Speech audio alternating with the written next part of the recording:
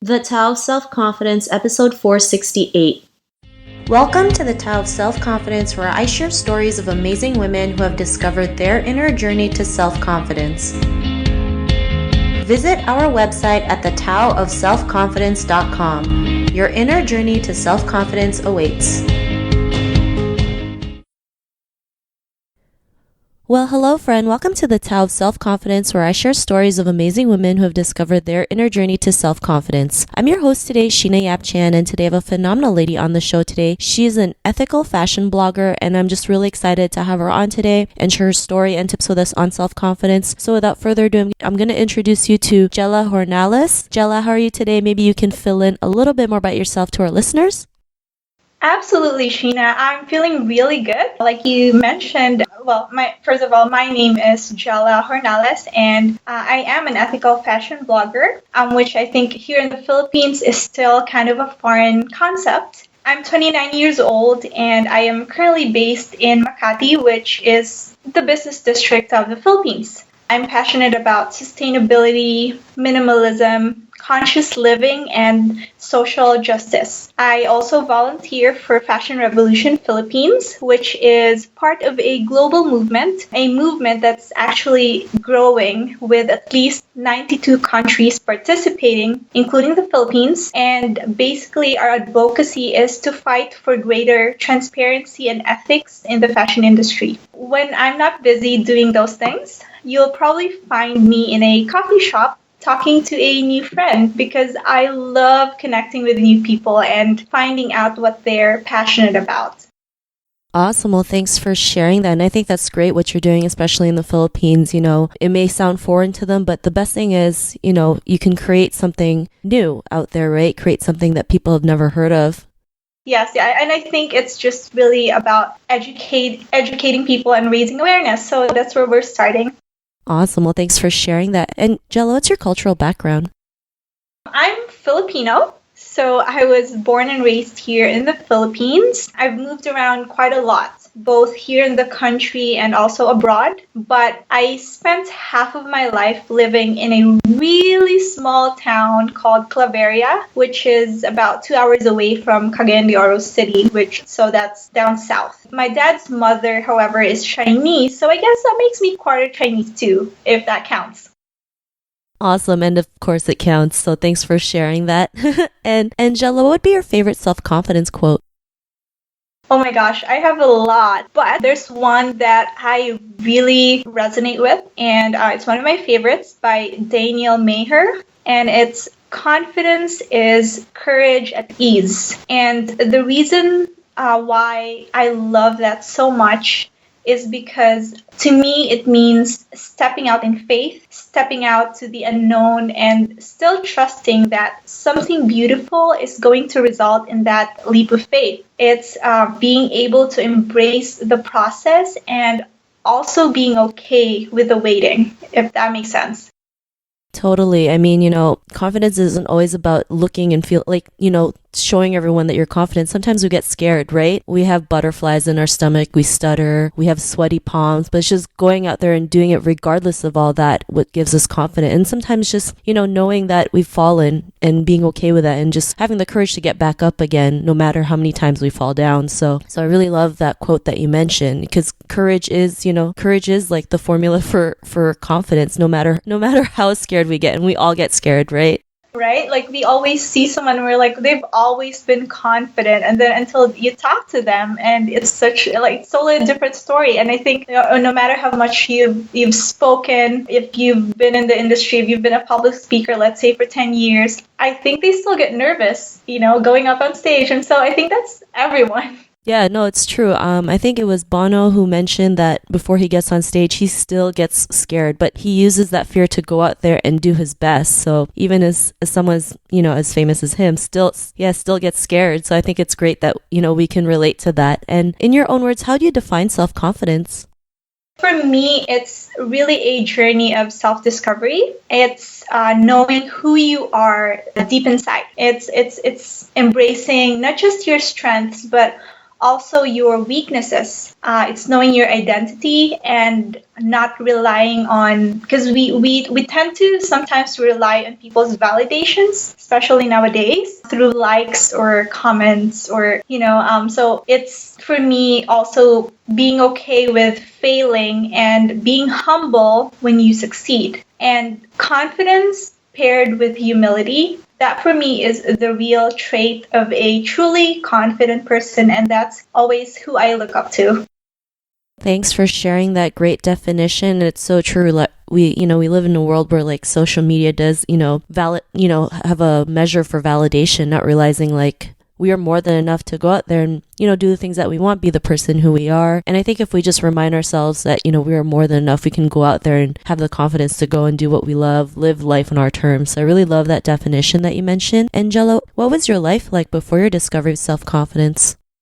Well, I was actually pretty confident as a young kid. I was always hyper and just like doing things up until I was about 10 or 12. That's when everything changed. That's when I started getting insecure and, started questioning my worth. I don't know if that's just part of growing up or the environment that I was raised in. It could even be a cultural thing because, here in the Philippines, we aren't really taught to express ourselves and speak up as kids. I mean, at least that's how it was for me. And I wanted everyone to like me, so I was always just this nice girl who agreed with everyone. And even when I did okay in school, I felt like I was never good enough, to the point where I wouldn't even raise my hands up in class, even when I knew the answer, because I was so afraid to make a mistake. I cared so much about people's opinion of me, and I also had social anxiety, so that didn't help. And my friends now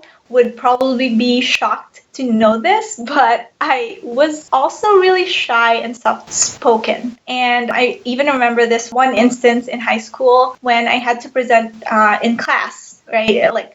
So I had to go in front and present, and one of my classmates made a comment and kind of shouted it from the back out loud and said that he couldn't hear me and that I needed a microphone. And that comment stuck with me, and it really crushed my confidence even more.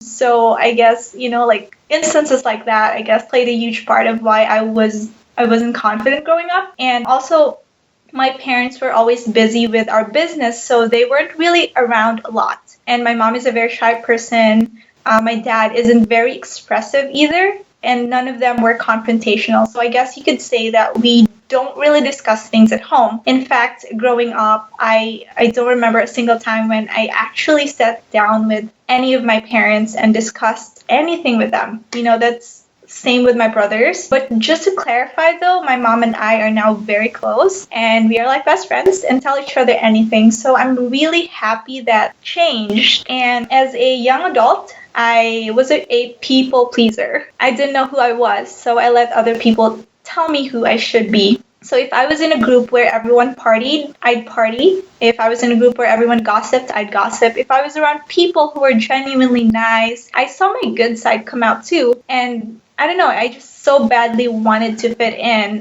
to be cool enough to be seen. And I wanted people's validation. I wanted them to give me the feeling that I was accepted. And unfortunately, because of that, I also lost myself in the process.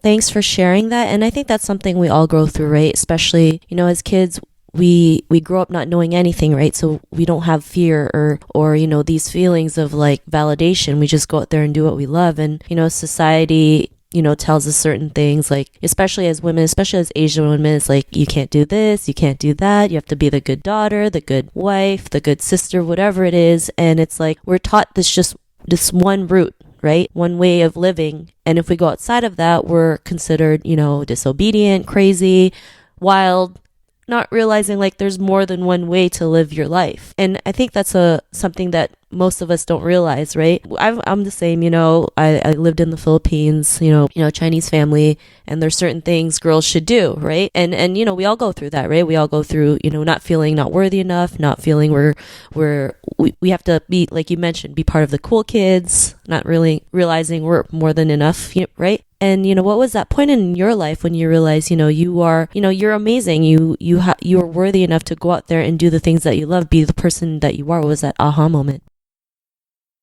Well, it started when I was living and working abroad. I think I was pretty much, well, the journey started when I was 17. And while being there, I met people from different walks of life. So, people from different countries that I worked with, people who were different from me and who were okay with being different around me. So they were just being themselves. And it changed my perspective. And I admired these people for how they showed up to the world. And I started then to feel like I could be who I was unapologetically too because of that. At that time, I also reconnected with my faith, which played a huge role in my self confidence. Now, I developed a deep belief in my own worthiness because of the unconditional love I received from God, and that made me able to truly feel confident deep inside and not just going through the motions on the outside. Because for a while too, I was trying to, people saw me as like confident outside, but deep inside, I really was not. And so that really changed it for me. Also, this year has been one of the hardest years of my life so far, and it's in these times that I've learned that confidence is also admitting to ourselves, to myself, when I'm not okay, when we are not okay, and not being ashamed to ask for help, and that it's okay to not be okay, and that pain is necessary for growth, and then using that as fuel to get back up again. And I've, learned that being confident doesn't always have to be loud. And you mentioned that earlier, which I really love, that sometimes the most confident people have this quiet strength in them. Awesome. Well, thanks for sharing that. And it's true, right? A lot of people see confidence as being loud and boisterous and like aggressive. But honestly, you can still be, an introvert and still be confident at the same time. It's just learning what your definition of confidence is and going out there and doing what you love. So I really love that you mentioned that. And and it's true. We all go through hard times in our life. And we always have, I always now see what good can come out of it. And when we can see it in that perspective, it makes us appreciate the hard times in our life, because if it wasn't for that, then we wouldn't grow as a person. We wouldn't be as strong and confident and have that courage to keep on going. So because of these realizations, what's your life been like now? Well, like everyone else, I'm still a work in progress, but I've definitely learned to love who I am more and more each day, especially in the last 2 years. I've learned to not take things personally, and I'm learning to really embrace who I am and who God made me to be. So this journey made me realize that everyone is unique and has a space in this world, that I am unique and I have a space in this world. And I love what Dale Earnhardt said. I love quotes, so I'm gonna quote another one. He said that we've had confidence in ourselves all along. It was just a matter of getting the pieces back in place. And that's what I started doing. So very slowly, I had to put the pieces back in place. Thanks for sharing that. And I love that quote that you mentioned. I believe that too, that confidence is within us. It's just sometimes we might get lost, when life happens, but we can always get it back or find ways to bring it back to us so we can go out there and, love ourselves, be our authentic selves and enjoy life, right? So I really love that. Thanks for sharing that. And Angela, to the woman who's listening to your episode, she may be in her own journey of self-confidence. What would be that one tip you would give to her? Just be your authentic self. Whoever is listening right now, just be yourself, because that is the best version of you that you can be. Stop comparing yourself to others. And I know this is really hard, especially in the age of social media. Even I struggle with that sometimes, and I have to remind myself that I can't compare my behind the scenes to people's highlight reels, because that's what we post, right? Like the good times most of the time. And so it's so easy to feel insecure and to compare ourselves to others who are maybe traveling and who are doing what we want to do. What I'm saying is you can be inspired by others. It's okay to look up to someone, But at the end of the day, you have to be you, because that's how people are going to connect with you. That's how you'll find your tribe. The people who will love you for you, that's the only way you'll attract the right relationships and the right opportunities that are aligned with your values. And also, while in your journey of self-discovery, please give yourself grace in the process, because it's not always going to be easy and you'll stumble every now and then. And also know that you are fearfully, beautifully, and wonderfully made. I think that sometimes we forget to choose ourselves, and it can, so it's scary to do so because society tells us to do the opposite.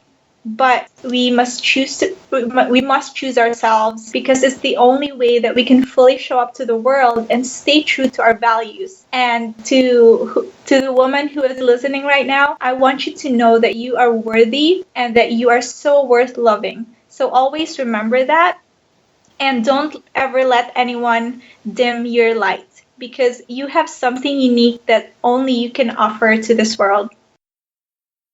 Thanks for sharing those tips. And, I love how you mentioned not comparing your behind the scenes to the highlight reels of other people, because we're all guilty of that. I'm guilty of that as well. And we just have to remember that sometimes, what you see on social media isn't always, the real thing, right? And we just have to learn to just, kind of let go of that notion. I know it's easier said than done, but the more you practice it, the easier it gets. So thanks for sharing that. And Jella, if our listeners wanted to get to know a little bit more about you and what you do, is there any links or social media profiles we can connect with? Yes, absolutely. I actually love community. And so, for anyone who wants to know more about ethical fashion, sustainable travel, conscious lifestyle, or just really wanted to say hi because they resonated with what I said in this episode, I would love to talk to you and I would love to be friends with you. So on Instagram, I'm at Jella Jornales. That's my name. So yeah, I hope to see people there. I hope to see you guys there. Awesome. Well, thanks for sharing that. To our listeners, if you want to connect with Jella, you can also head on over to thetaoofselfconfidence.com and search for Jella's name. Her show notes will pop up along with everything else that we talked about. And I just really want to thank Jella for taking the time to share her story and tips with us on self-confidence. So thank you so much. Absolutely. Sheena, I just want to take this opportunity to thank you as well for inviting me to be a part of this. It's an honor to be here. I'm actually a huge fan of what you do. I've listened to maybe at least 20 of your episodes so far. And I just want to thank you for using this platform to show others that they too can work on their self-confidence, and for reminding people that they have this inner self-confidence that it just has to be developed and to come out. And I can't wait to listen to your future episodes. So thank you for doing what you do. Oh, well, thank you. I appreciate that. And it was really an honor having you on the show. And to our listeners, be on the lookout for another new episode of another amazing woman's journey to self-confidence. And we'll talk to you soon. Bye for now. Thank you for tuning in to another amazing episode of The Tao of Self-Confidence. Get your free audiobook by visiting our website at thetaoofselfconfidence.com. Your inner journey to self-confidence awaits.